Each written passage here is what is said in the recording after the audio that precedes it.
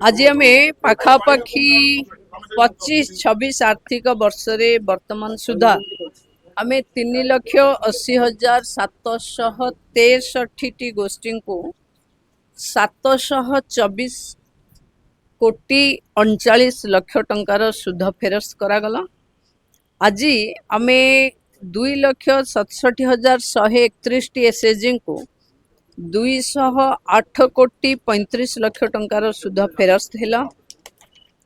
एथिरे आवर्तन पांठि बा रिभल्विंग फंड 3,510 एसएचजी को 6 कोटी 43 लक्ष, जीपीएलएफ महासंघ जो अच्छी ग्राम पंचायत महासंघ 180 टी को 57 कोटी 5 लक्ष, आंचलिक महासंघ सीएलएफ एंकु आज कोटिए 101 टी आंचलिक महासंघ को कोटिए 40 लक्ष टंकार निरापत्ता पांठि सीएलएफ फंड दिगला। महिला माने ये अर्थ रेगुलर मिलवा कारण बैंक ऋण सुझिबारे तांको सहज हबो एवं जो लोन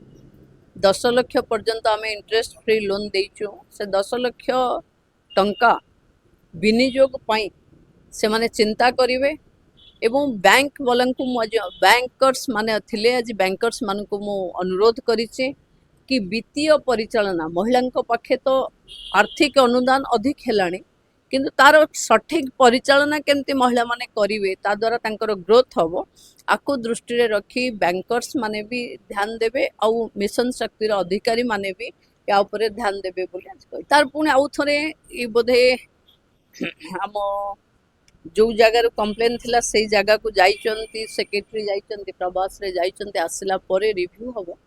आउ किछि जनकर ई केवाईसी भितर ही नथिला तापय अकाउंट रे रह जाय ई सब कारण सठिक रिव्यू कला परे म आपन को कहि देबे केते अटकी छै हम पाखे जो माने एलिजिबल पाइबा पई पुन पाइ जिवो देखनु सुभद्रा रे किछि लॉस नाही जेतो बळे जहा प्रॉब्लम रे अछि इमिडिएटली रिव्यू हबो सॉल्यूशन बाहरिबो तुरंत तांको मिल जिवो। युद्ध सामयिक अच्छी देशर प्रधानमंत्री आम समस्त को कही सारे कि विपद बेले आम समस्त एकता ही आम शक्ति तेणु मु भावुची आम पाखे मंत्री जो आसी कि आम पाखे प्रचुर मौजूद अच्छी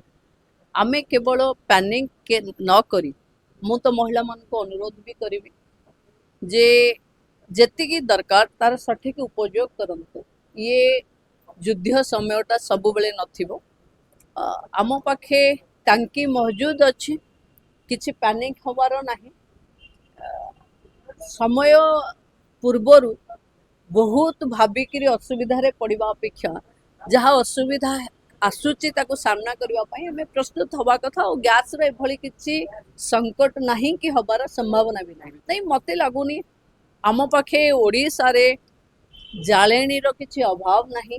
और जालेनी रो बर्गर भी किछि अभाव नाही तेणु आम पाखे गैस नाही बोली आमे जे पूरा होटेल इंडस्ट्री अफेक्ट हे जबो एमती लागुनी मते लागुची एई स्थिति एबे आसेनी आगो पुणी युद्धर गति देखी निष्पत्ति हो।